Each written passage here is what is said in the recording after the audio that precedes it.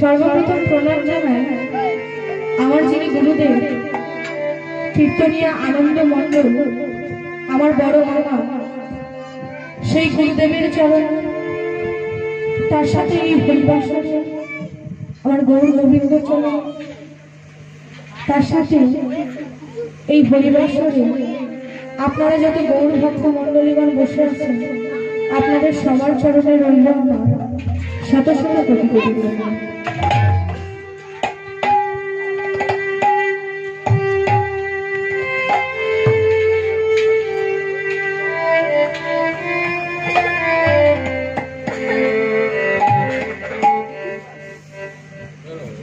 তা আজকে এই যে হরিবাসর,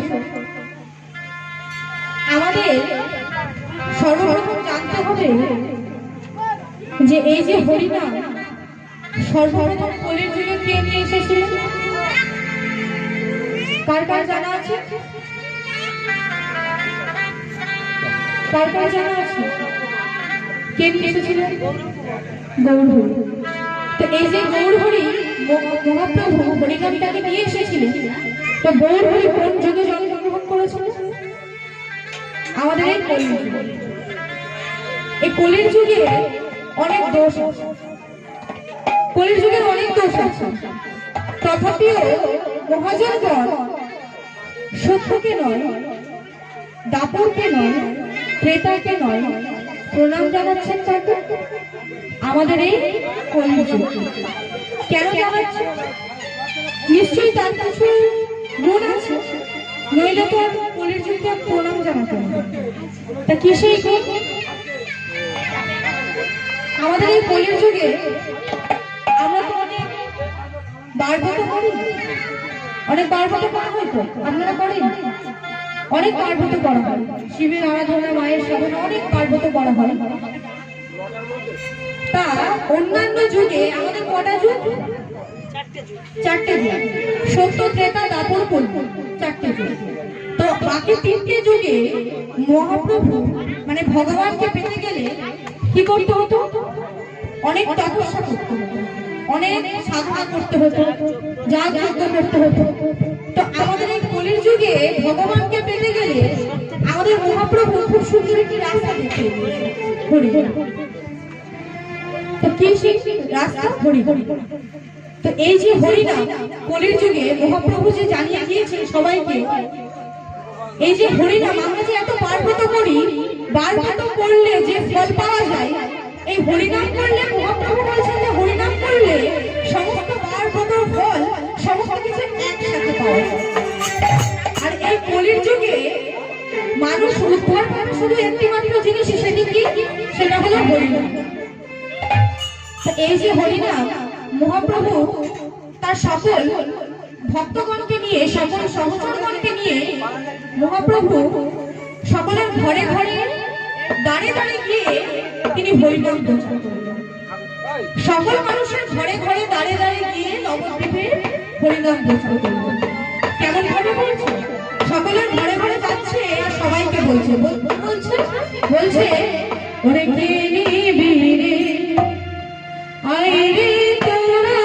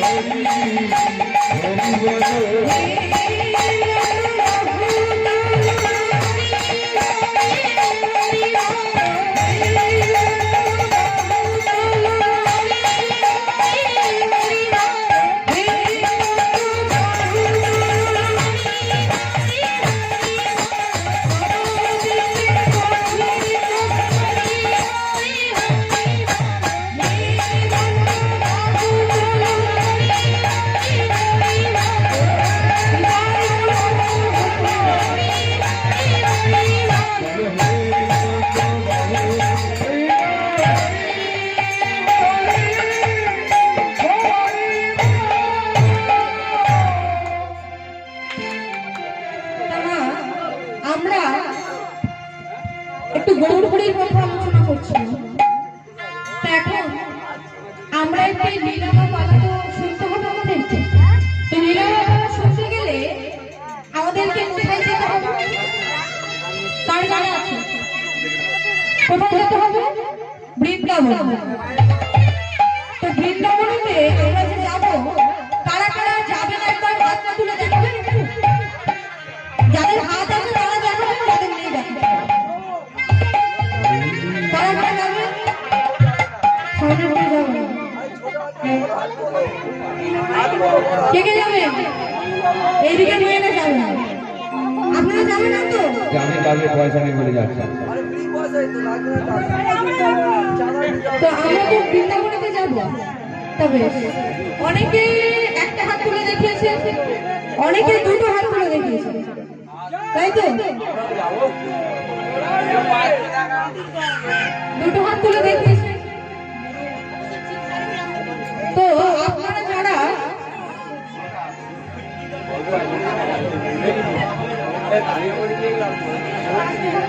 আপনারা যারা একবার তুলেছেন তাদেরকে একটা কথা বলি। আপনারা যারা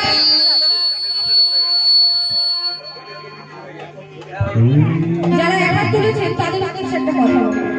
যারা একবার তুলেছেন তাদেরকে বলছি যে একবার তুলে যে বললেন, তো একটা হাত তুলে ডাকলে কি ভগবান আসবে?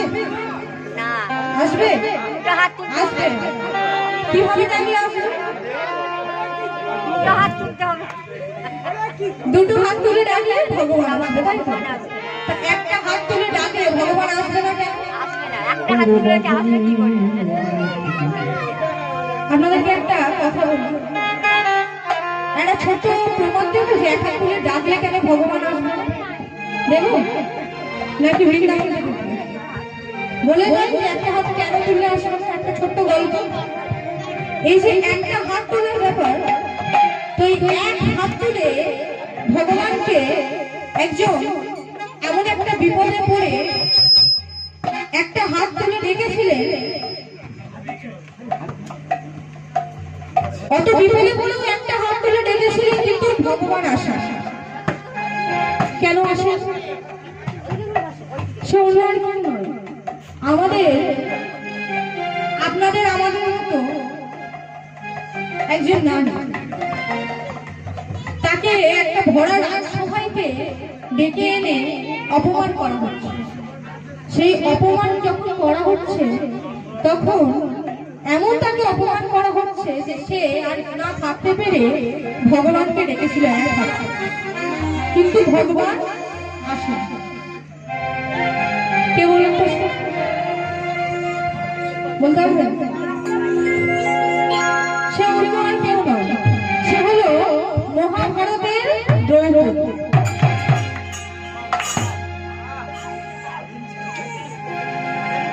ওই দ্রৌপদী তাকে একটা ভরা রাজসভাতে ডেকে আনা হয়। পঞ্চপাণ্ডব আর কৌরবদের মধ্যে পাশা খেলা হয়েছে। সেই পাশা খেলাতে একে একে বাজি রেখে খেলা হয়। তো হেরে গিয়েছিল কারা? কারা হেরে গিয়েছিল? কৌরব না পাণ্ডব? পাণ্ডবরা হেরে গিয়েছে। এখন পাণ্ডবরা যে না হেরে গিয়েছে, তারা তো একটা একটা করে সমস্ত কিছু বাজি দিয়ে তারা পাশা খেলছে। তো একটা একটা করে যখন সবকিছু বাজি রেখেছে, তখন শেষে তাদের কাছে আর কিছুই ছিল না। বাজি রেখেছিল নিজেদের স্ত্রী, নিজেদের স্ত্রী দ্রৌপদী বাজি রেখেছে। এখন বাজি রেখে আর যেই পাশা খেলা খেলেছে আর হেরে গেছে। হেরে যেতে কৌরবদের মধ্যে দুর্যোধন তার ছোট ভাই দুঃশাসনকে আদেশ দিয়েছিলেন যে দুঃশাসন তুমি যাও, গিয়ে দ্রৌপদী অন্দরমহলে আছে, অন্দরমহল থেকে দ্রৌপদীকে টানতে টানতে এই ভরা রাজসভার মাঝখানে দিন, আর ভরা রাজসভার মাঝখানে নিয়ে এসে ওকে সবার সামনে উলঙ্গ করে দাও, এমন আদেশ দিয়েছিল। আদেশ তো দিয়েছে, কিন্তু তাকে উপদেশকে দিয়েছে। উপদেশ দিয়েছিলেন এক কুমারী মায়ের সন্তান, যার নাম হলো কর্ণ। পঞ্চপাণ্ডবের যে মা কুন্তি, সেই কুন্তি কুমারী বেলায় একটা সন্তান দিয়েছে, যার নামই হলো কর্ণ। যার নামই হলো কর্ণ। তো সেই কর্ণ আদেশ দিয়েছিলেন কাকে?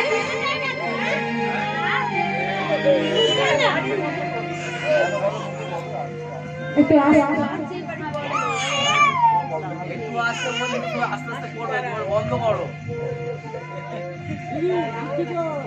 তাকে আদেশ দিয়েছিলেন কে? তাকে উপদেশ দিয়েছিলেন কর্ণ। কর্ণের উপদেশে দুঃশাসন গিয়ে দ্রৌপদীকে কি করেছে? এই গৃহের ভিতর ছিল, এখন টানতে টানতে দ্রৌপদীকে নিয়ে এসেছে ভরা রাজসভায়। দ্রৌপদীর যখন ওই চুলের মুঠি ধরে টানতে টানতে নিয়ে এসেছে, দ্রৌপদী তখন দুঃশাসনকে জিজ্ঞাসা করছে, দুঃশাসন তুমি এমন ভাবে কোথায় নিয়ে যাচ্ছ? আমি তো তোমাদের কুলবধূ, তুমি এমন ভাবে আমাকে কোথায় নিয়ে যাচ্ছ? আমার চুলের মুঠি ধরে টানতে টানতে কোথায় নিয়ে যাচ্ছ তুমি? তখন দুঃশাসন বলছে যে শোনো দ্রৌপদী, তুমি বলতে পারো আমাদের কুলবধূ, কিন্তু তোমার স্বামীরা তোমাকে বাজি ধরে পাশা খেলায়, আর সেই পাশা খেলাইতে তোমার স্বামীরা হেরে গিয়েছে। এখন আমি তোমাকে ওই রাজসভার মাঝখানে নিয়ে গিয়ে সবার সামনে নিয়ে গিয়ে তোমাকে দ্রৌপদীকে যেই না এই কথা বলেছে, সবার মাঝখানে নিয়ে গিয়েছে। নিয়ে গিয়ে আর কি করেছে? দ্রৌপদীর ওই বস্ত্র ধরে আর টানা, আস্তে আস্তে তার বস্ত্রটা ধরে টানা। এবার যখন মা ওই বস্ত্রটা ধরে টানছে, আচ্ছা মায়েরা আপনারা একটা কথা বলুন, এই যে দ্রৌপদীকে যে ভরা রাজসভার মাঝখানে নিয়ে যাওয়া হয়েছিল, তো সেই রাজসভাইতে যদি কোনো নারীকে নিয়ে গিয়ে সবার সামনে উলঙ্গ করে দেওয়া হয়, তার কতটা খারাপ লাগে, তার কতটা মনে কষ্ট হবে। আপনারা নারী হয়ে সেটা নিশ্চয় করবেন। তো এখন দ্রৌপদীকে যেখানে নিয়ে যাওয়া হয়েছে, তার কাপড় ধরে যখন টানছে, তাকে উলঙ্গ করে দিল, তখন দ্রৌপদী মনে মনে চিন্তা করছে যে আমার স্বামীরা, আমার 5 জন স্বামীরা আছে, তারা তো কিছু বলছে, আমার এত বড় রাজবাড়ির সবাই, আমি এই রাজবাড়ির পুত্রবধূ, তারা তো কেউ কিছু বলছে না, আমাকে এখন সবার সামনে এনে উলঙ্গ করে দিচ্ছে কেন? তারা তো কিছুই বলবে না আমাকে? যেই কথা বলেছে, তখন দ্রৌপদী মনে মনে চিন্তা করছে, দেখি তো এখন আমি আমার স্বামীদের মুখের দিকে তাকাই যে তারা কেন কিছু বলছে। দ্রৌপদী কি করেছে? পঞ্চপাণ্ডবের মুখের দিকে তাকিয়েছে। পঞ্চপাণ্ডবের মুখের দিকে তাকিয়েছে না, কিন্তু তারা কি করেছে? তারা মাথাটা নিচু করে। তারপরে কি করেছে? বলছে এখানে পিতামহ ভীষ্ম উপস্থিত আছে, সে সেটা কিছু বলছে না। আমি একবার দেখি তো পিতামহ ভীষ্মের দিকে তাকিয়ে, কেন সে কিছু বলছে না? আমি তো দাঁড়িয়ে খুলে বলবো, তো কেন তারা কিছু বলছে না? সবাই কেন চুপ হয়ে আছে? দ্রৌপদী ওই ভীষ্মের দিকে তাকিয়েছে। ভীষ্ম পঞ্চপাণ্ডবের দিকে মাথা নিচু করে। এবার যখন দেখছে যে নিজেদের পরিবারের কেউ তাকে কোনো সাহায্য করছে না, কেউ তার জন্য কিছু বলছে না, তখন দ্রৌপদী মনে মনে চিন্তা করছে যে আমি কাকে ডাকবো, কাকে ডাকলে সে আমাকে সাহায্য করবে। আমি এত করে দেখছি আমার স্বামীদের দিকে, কেউ তো দেখছে না আমার দিকে, কেন দেখছে না? তখন সে যখন কোনো উপায় পেল না, এবার ডাকছে কাকে? তখন মনে মনে চিন্তা করছে যে এই বিপদ থেকে যদি কেউ আমাকে উদ্ধার করতে পারে, তাহলে সেটা আমার গোবিন্দ ছাড়া আর কেউ পারবে না। দেখবেন আমরাও যখন কোনো বিপদে পড়ি, গোবিন্দের কাছে ছুটে যাই। গোবিন্দের কাছে ছুটে গিয়ে বলি, আমি কোনো বিপদে পড়েছি, আমাকে তুমি রক্ষা করো, আমাকে তুমি বাঁচাও, আমি এই বিপদ সহ্য করতে পারছি না। দ্রৌপদী আমার কাছে গোবিন্দকে ডেকেছে। গোবিন্দকে ডেকেছে কেমন ভাবে ডেকেছে? একটা হাত দিয়ে নিজের লজ্জা নিবারণ করছে, আর একটা হাত তুলে গোবিন্দকে ডেকেছে। মনে মনে চিন্তা করছে যে হে গোবিন্দ, আমার 5 জন সন্তান আমাকে সাহায্য করছে, আমার পরিবারের লোক আমাকে সাহায্য করছে, এখন তুমি একমাত্র সহায় যে আমাকে সাহায্য করতে পারো। তা এখন কি করছে? একটা হাত তুলে গোবিন্দকে ডেকেছে। কেমন ভাবে ডাকছে? প্রথমে ডাকলো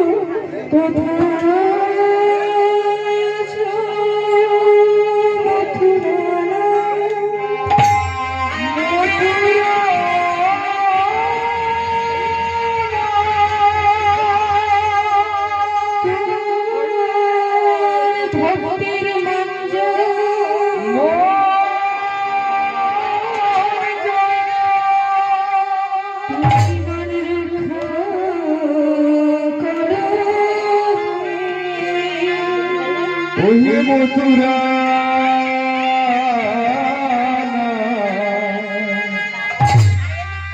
কোথায় আছো হে মথুরা, তোমার ভক্তি মানে যা মান রক্ষা করো হে।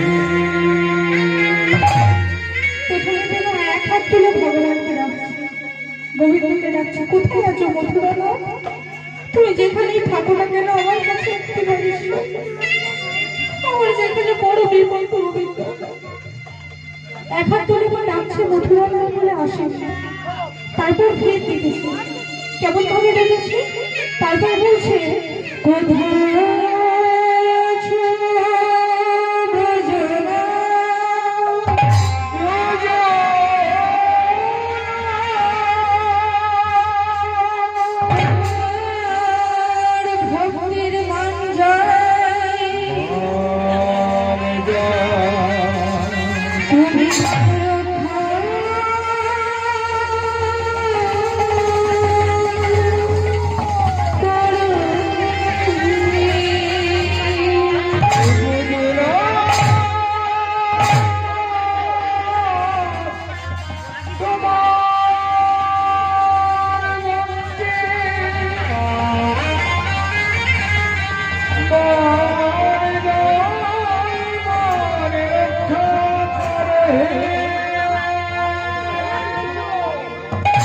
ডেকেছে না ব্রজনাথ।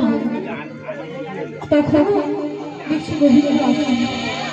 দ্রৌপদী মনে মনে চিন্তা করছে গোবিন্দ, আমি তোমাকে এত বিপদে পড়ে এত করে তোমাকে ডাকছি, তুমি তাও আসছো না আমার কাছে।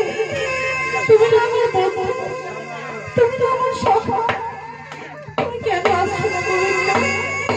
আমাকে তোমাকে বড় প্রয়োজন, তুমি এসো না গোবিন্দ আমার কাছে।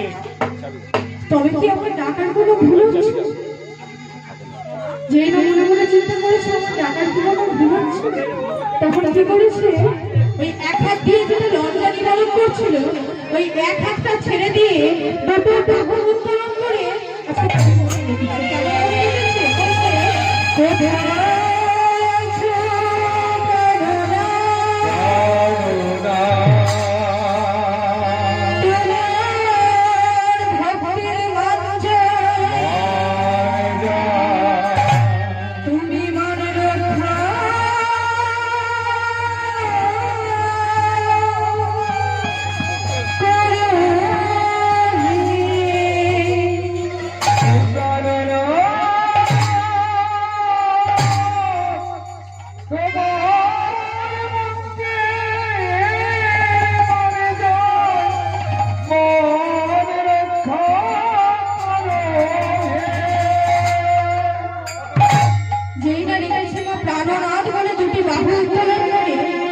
ভগবানকে আর থাকতে পারে?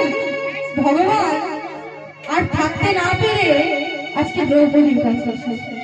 দ্রৌপদীর কাছে এসে দ্রৌপদীকে বস্ত্র দান করেছে। আর দুঃশাসন দ্রৌপদীর বস্ত্র ধরে যতই টানছে শেষ আর হচ্ছে না। আস্তে আস্তে আস্তে আস্তে বস্ত্রটা যত টেনে যাচ্ছে ততই না আর পেরে কি করেছে, বস্ত্র টানা বন্ধ করেছে। তাই বা আপনাদেরকে বলছি, আপনারা যদি এখন একটি বাহু উত্তোলন করে গোবিন্দকে ডাকেন, গোবিন্দ কেন আসবে? দ্রৌপদী যখন একটি বাহু উত্তোলন করে গোবিন্দকে ডেকেছিল, গোবিন্দ আসেনি। আর আমরা সাধারণ মানুষ হয়ে যদি একটি বাহু উত্তোলন করে গোবিন্দকে ডাকি, গোবিন্দকে আসবে? আসবে। তাই দুটো বাহু উত্তোলন করে গোবিন্দকে ডাকতে হবে। তাই এবার আপনাদের দেখুন যে কাদের কাদের